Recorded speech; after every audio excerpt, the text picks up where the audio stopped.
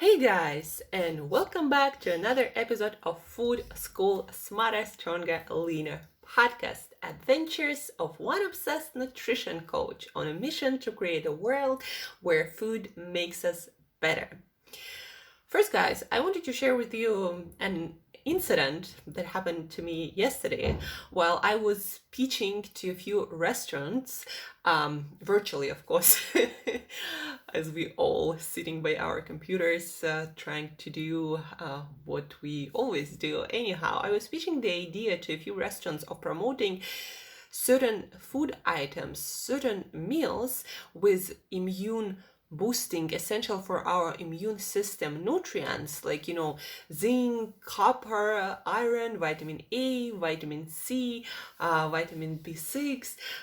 So I was trying to pitch this idea to a few restaurants, and with a couple of restaurants we are talking about that, to deliver their clients foods that help to make our immune system stronger, right? And one of the restaurateurs told me that it is unethical to do so because it's like selling snake oil, promising people cure.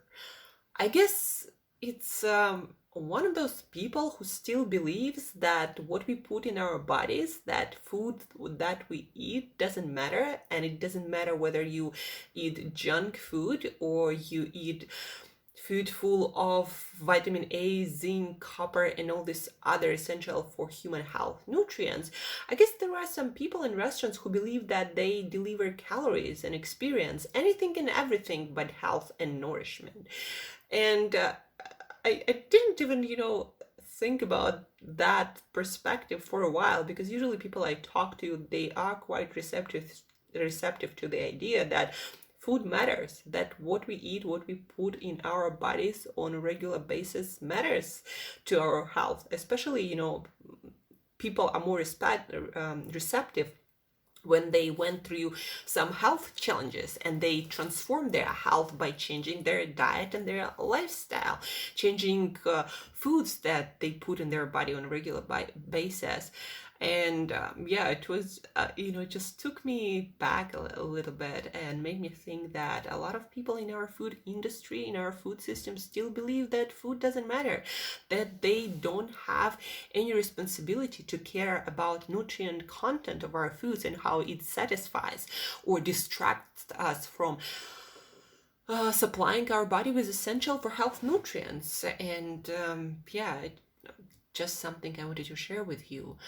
If you are a listener of this podcast, and you are probably one of the hardcore listeners who stay with this podcast no matter what, even if now, we lost the routine of our commute or gym training or something else. If you're listening to this podcast, you're probably the essential part of this podcast. You are the 1000 true fans. You are the core of this podcast audience. So thank you guys for staying with this podcast with me, and thank you for believing and practicing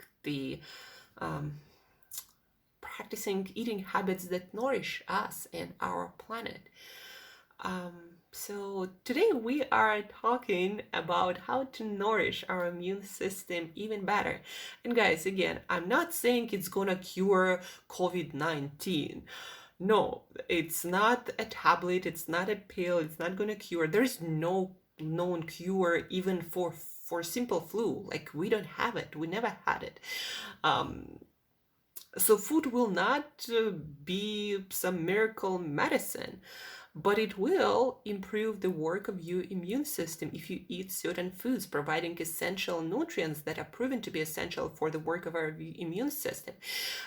Your immune system will work better when you eat those foods consistently and you take charge of your meal plan of the foods that you put in your body. So your immune system depends on what you put in your mouth. And today we are talking about how to deliver one of the essential nutrients for our immune system, vitamin A. I read a few reports as we talked yesterday about worldwide vitamin A deficiency that is crucial, essential for our immune system.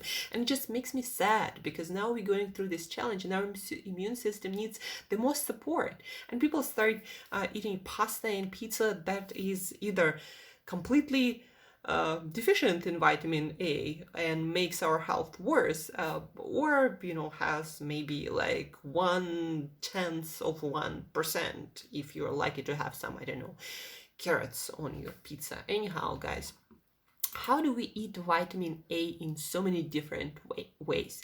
Now, there are two things, guys, about vitamin A. There is an animal form of vitamin A that our body, our human body actually needs.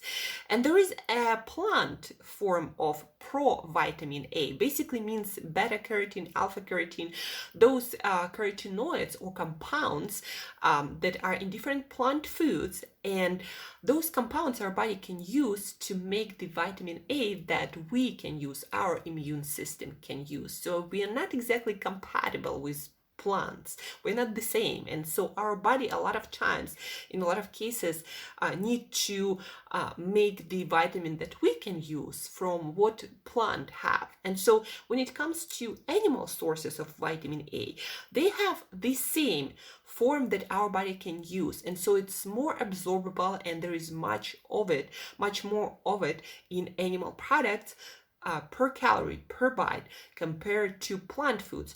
Also, plant foods are a little bit more difficult to digest and to get those carotenoids from plant foods because there is a lot of fiber. And if you don't have a healthy digestive system that can efficiently and effectively break down those fibers, then your body is not as capable of getting vitamin A from plant food sources. Plus, again, more efficient way to get your vitamin A in the most absorbable and usable form for human body is animal products.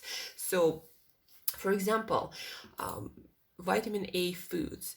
If we take liver, my personal favorite is chicken liver, just because it's easy to cook, the flavor is mild, and also the amount of vitamin A is closer to what we humans need than if we compare that to bigger animals like veal, for example, calf and bigger animals in general. So, for example, chicken liver per 1 ounce, 30 grams, 28 calories, it will have, if you are a female, about 141% your vitamin A per day requirement. If you're a guy, it's going to be somewhere around 100%.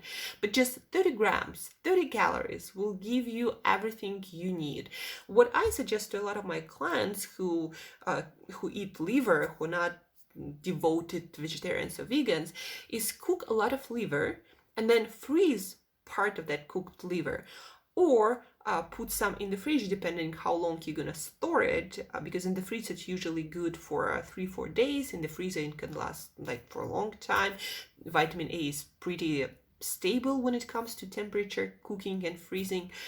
So I suggest cooking a lot of it and just eating tiny piece with your meals every single day. Plus, liver has also the best source of folate that is hard to get from a lot of foods, riboflavin, a lot of B vitamins in small portions of liver. So liver is nature's superfood. Also B12, for example, B7 of biotin is super, liver is super rich in that. So that 1 ounce, 30 grams of liver in 30 calories will give you, for example, 263% of your vitamin B12. Folate, it's going to be 75%. Biotin or B7, 158. B2, 50. B5, 37. Not all of them are, 100s, but for 30 calories, that's pretty damn good math. And again, you can cook a lot and then just eat a small piece with your meals. You don't have to make the whole meal out of liver. So chicken liver, it has, a lot of those amazing vitamins. It also, if you take veal liver, cow's liver, for example, it's also rich in copper. just one piece will give you 274%, but also, it's a little bit richer in vitamin A, and although there were no registered cases of overdose of vitamin A, you're gonna get like 500% in 30 grams. So that's why I like chicken liver. It's more rounded nutritional profile, especially for human body. So chicken liver, 30 grams a day. Cook once, eat many times. Bluefin tuna, guys, it's quite rich in a lot of nutrients, in a lot of B vitamins also, and also vitamin A and even vitamin D, but only bluefin tuna, guys. So for example, an average portion of 4 ounces, 120 grams of bluefin tuna with 173 calories will give you, according to the source that I'm referring to, that is pretty good source, it's gonna give you 100% of your vitamin A, 40% of your vitamin D, 40% of your phosphorus, also B12, 240%, omega-3s, 300%. So bluefin tuna, an amazing source of vitamins too. And I'm talking about sauteed bluefin tuna. Different cooking methods also might change, sometimes a lot, sometimes a little, the amount of vitamin you have. But again, chicken liver, bluefin tuna, and all sorts of organs, intestines, and different kinds of organs have a lot of vitamin A. And another way to get a lot of vitamin A in highly bioavailable form, guys, is actually a lot of companies, natural food supplements companies, they make capsules with powdered organ meats. And so basically you swallow a few pills and you get your organ meats in powdered form in a pill, and you don't have to cook anything. So if you want an easy way out, that's also a great way to get your organ meats. I prefer to eat my organ meats because if you know how to cook it, it actually tastes pretty damn delicious.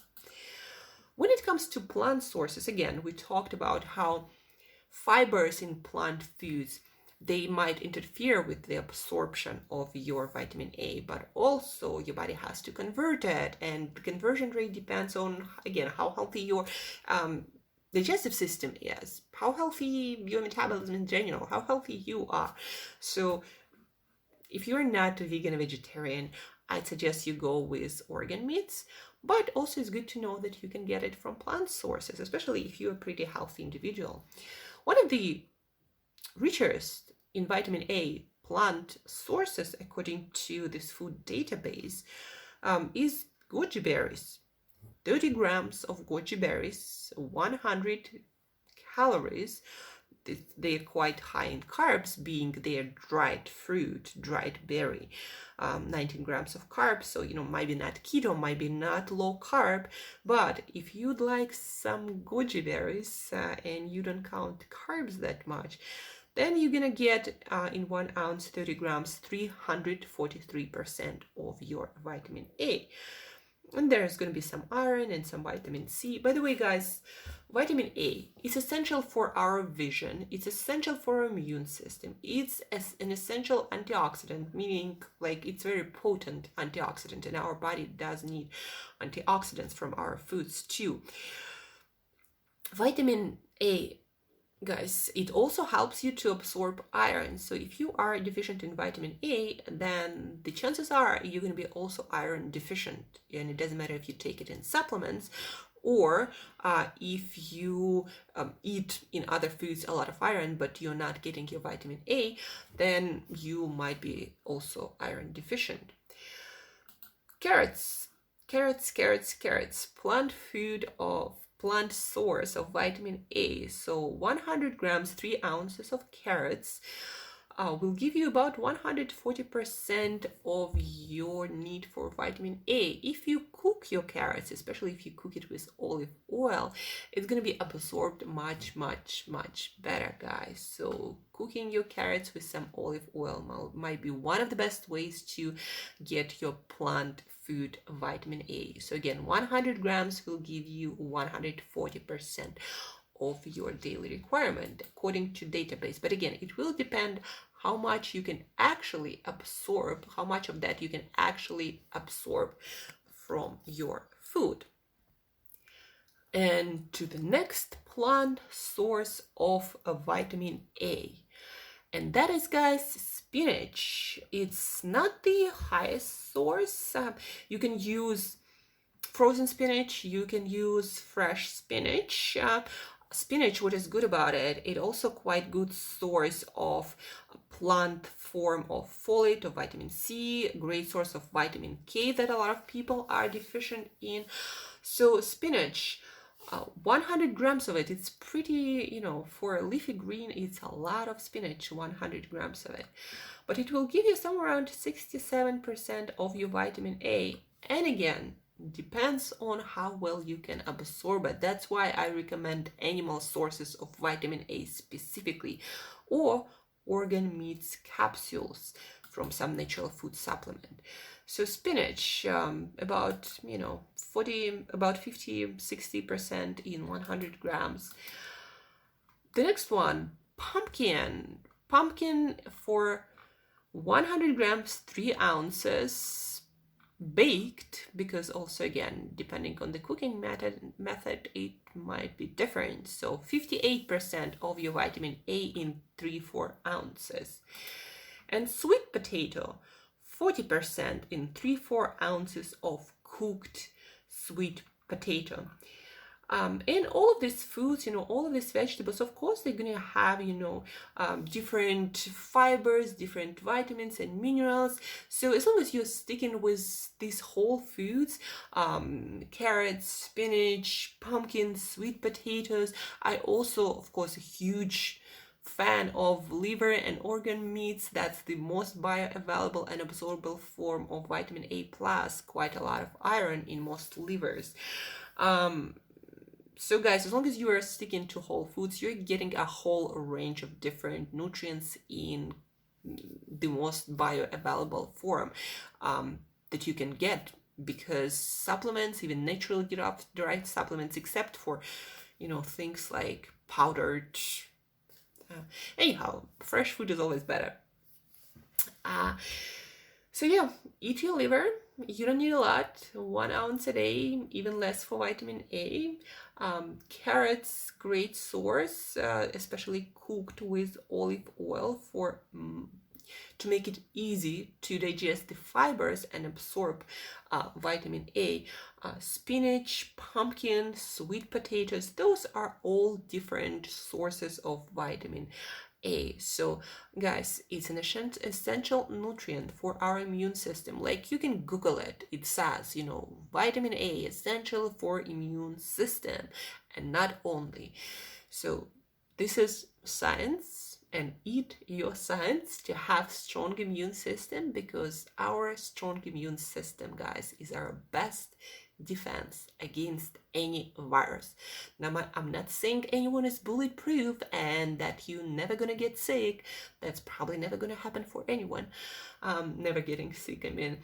But when you do get sick, you will get sick less often, and you will have less negative consequences. So basically, you will get sick less, you will recover faster, and can get back to living your awesome life much, much faster.